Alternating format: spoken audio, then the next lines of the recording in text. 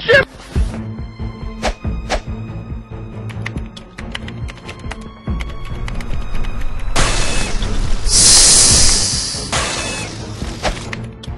Start me a card for a parking problem.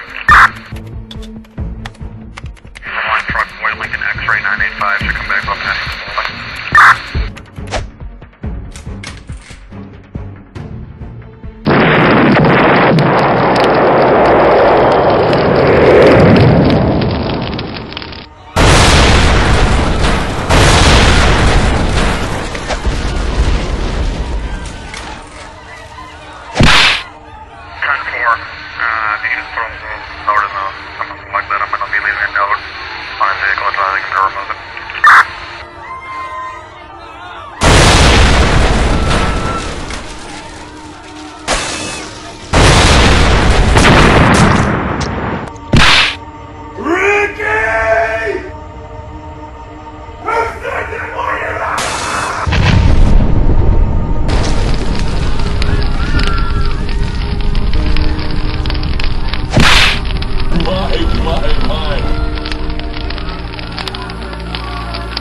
So much death.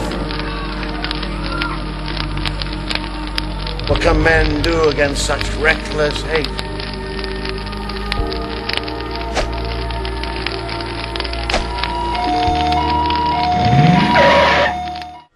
This is a breaking news alert.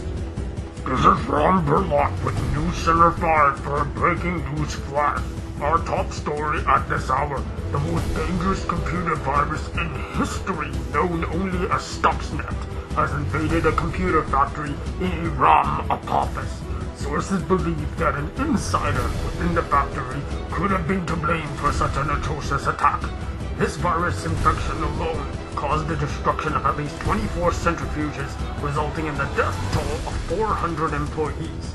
This death toll is expected to rise as more bodies continue to be recovered.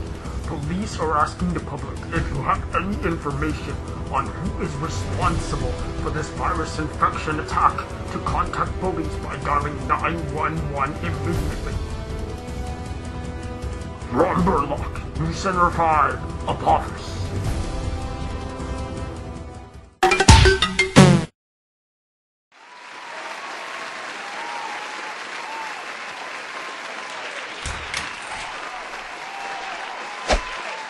I'm going to talk to you about stuxnet today. Now, stuxnet is a little bit old news, actually. It came a number of years ago, but it's still a fascinating story to tell. So before I begin, let me just give you a brief introduction.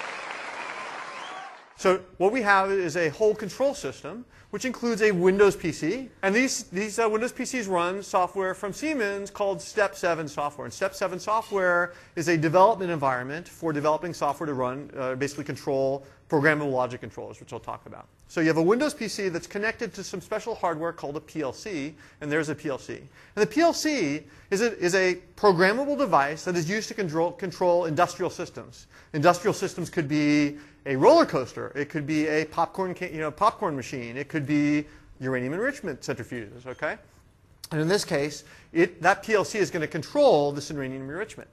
Now, that controller is not directly connected to centrifuges. What happens is that controller is connected to a set of communications processors, which are basically routers. That's a fancy name for a router that basically controls groups of devices. And those routers are then connected to things called frequency converters.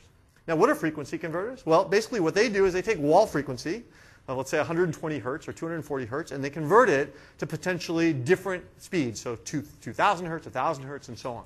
There's a research network, and that research network is isolated from the uranium enrichment network, and we think that people were doing, maybe connecting to the internet, doing research and so on the research network. There's a firewall out to the internet. Then we have some guards in little green uniforms, and they're literally that size. They're literally about a couple inches tall. And then they then would separate an air gap network, which is where the uranium enrichment process takes place. Okay? So what this guy wants to do, I don't know his name, he wants to introduce this digital time bomb, if you will, onto this computer right here. That computer is the Windows PC, because that's where he wants to start going, because that's the easiest thing to get to. Okay? So he wants to introduce that onto that. Okay? And how exactly is he going to do this? How is he going to get this onto an air gap network? Because remember, that network, that network that runs those centrifuges is totally isolated from the rest of the internet. So how is he going to get that onto a network with those? Well, first of all, the threat has to spread on its own. Okay? So there has to be some autonomy. The threat has to spread and actually be able to reach that network on its own, because they're probably not going to be able to get a spy to sort of bring it in. Although they might have. All while evading detection. And stuxnet is an amazing threat because it did all four of these things well. I mean, it's amazing. Okay? Now, there was no rocket science, there's no sort of alien technology involved in what stuxnet does. Everything is regular computer science and things that anybody here could do given enough time. But what's amazing is how they got everything right. So let's see how it might spread.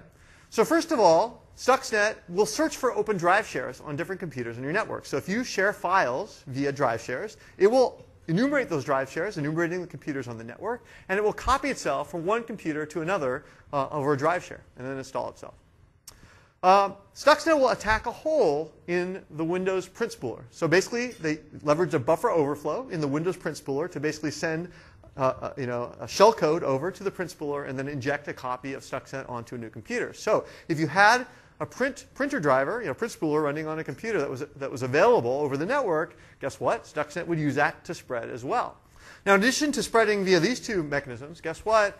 Stuxnet also attacked a hole in Windows RPC. If you're not familiar with RPC, this is a mechanism to do remote function calls between two computers. And Stuxnet leveraged a flaw, vulnerability, and again, another type of buffer overflow to attack one computer from another computer and then inject itself into that computer. So it did that as well. So Stuxnet, 6 of the approaches it used to spread leveraged day zero vulnerabilities in order to infiltrate new machines. Now, we're amazed when we see one day zero vulnerability attack. When we see 6, that's unbelievable. So if it comes to a machine, if it happens to find a machine that's not running the Step 7 software, it knows it might be on the right network, but it's certainly not on the right machine to attack centrifuges. So it will basically do nothing and just start spreading from that machine to other machines. Okay? So it basically might hit your machine, and it says, there's no Step 7 software here. I'm going to just keep spreading. But it won't do anything bad to your machine. So you would never know it was there. Okay? But once it finds that Step 7 software, it gets excited. Ooh, what is it going to do? Well, what it does is it actually checks the data files in that computer to see if that computer is connected, to an S7315 programmable logic controller from Siemens. So it's checking to see whether the Windows computer is hooked up to that PLC device, that controller that we talked about. And it has to be exactly that model. If you're hooked up to a different model device from your Windows computer running Step 7, Stuxnet will do nothing at all. So it's fingerprinting the hardware that's connected to this Windows computer. Now, Stuxnet starts by downloading malicious logic onto the PLC hardware. Okay? So what it does, it has a little mini Stuxnet, and it sends that mini Stuxnet over the PLC. Okay? It actually is a separate module that runs on the hardware of the PLC, which, by the way, is a different, it's not Intel hardware. It's a different embedded microprocessor. Okay? And what you probably didn't know is that Stuxnet, at least to my knowledge, is the first threat that actually can spread on embedded platforms as well as on traditional Windows PCs. It has different code, different instruction set, different machine language, everything that it's using for both of these different platforms. Okay? So that's pretty impressive right there. Okay, so now they have a little bit of logic running on the PLC itself, this controller that actually controls the operation of all these centrifuges. Because, and why would they do this fingerprinting again? Why further fingerprint to make sure the frequencies are right? Because Stuxnet wouldn't want to take out a roller coaster or something. Because it could, because these devices could be connected to, potentially a roller coaster. So now they know they're running on the right device. They measured for 13 days exactly what was going on. Pretty cool. Now, once it's sure that it's on the right Windows PC and the right PLC, Stuxnet begins its mischief. Okay? What it does is it ups the spin rate from the default spin rate of about 1,000 hertz to 1,410 hertz. Okay? And then, guess what? After 15 minutes, it goes back to normal. Back to normal. And guess what? Stuxnet sleeps for 27 days after doing that. It does nothing. It does nothing else. So it sets it up to 1,400 hertz, or tries to, 15 minutes, and then puts them back to normal and goes back to sleep. So imagine you're the guard. You're sort of walking the halls. You're walking the halls. All the stuff, everything starts spinning like a bunch of clothes washers or whatever really fast. And you're thinking, what's going on? Maybe I should hit the big red button. Who do I call? And then everything's normal again. You're like, oh, I'm not saying anything. I don't want to get killed. I don't want to make have a false alarm. So it then sleeps again. Okay. Now, after 27 days, because it's very patient, Stuxnet then slows the spin rate down to 2 hertz.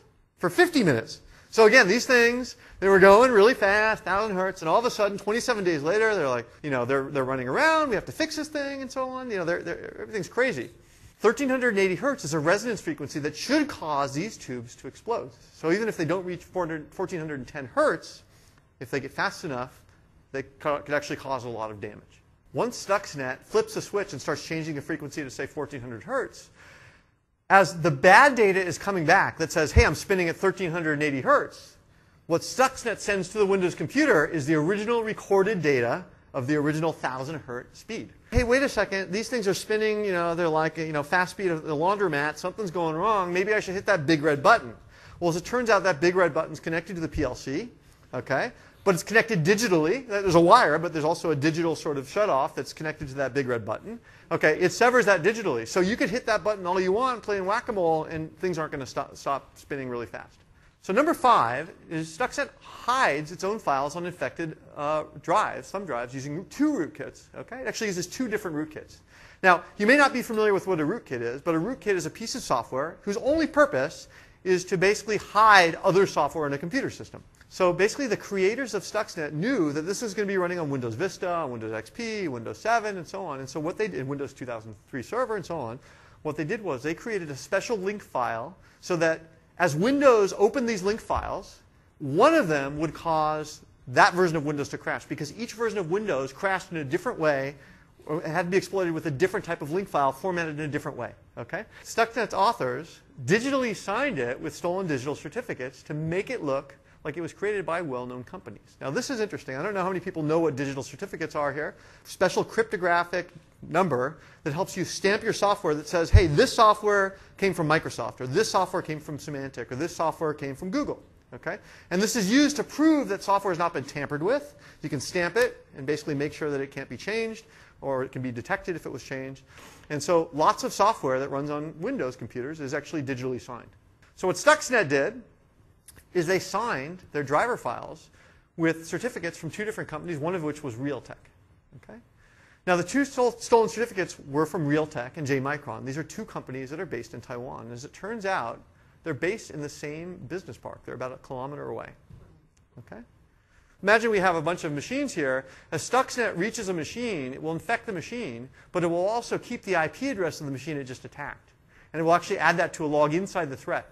So the second copy of the threat, as it spreads to another computer, will actually have 2 items in its log, and so on. And so it actually keeps, every copy is actually has a history of every machine it's been to. So this allows you to figure out exactly who was impacted, where they were, and so on. And that actually also helped us get information. Okay? So it has a visited list, or a little notch system.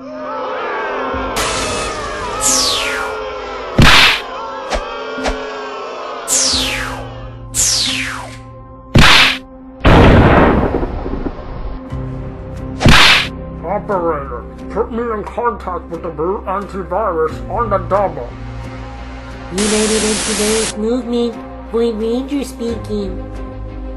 Void Ranger, this is Minister Norton. Get down here quickly. We have an emergency situation at UAB headquarters. Understood, Minister. I'm on my way.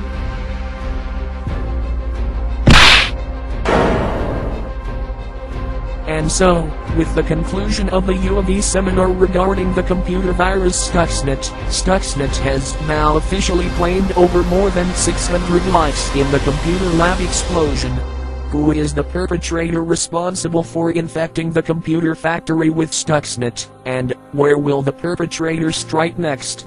Don't miss the next episode of Axer Rangers S.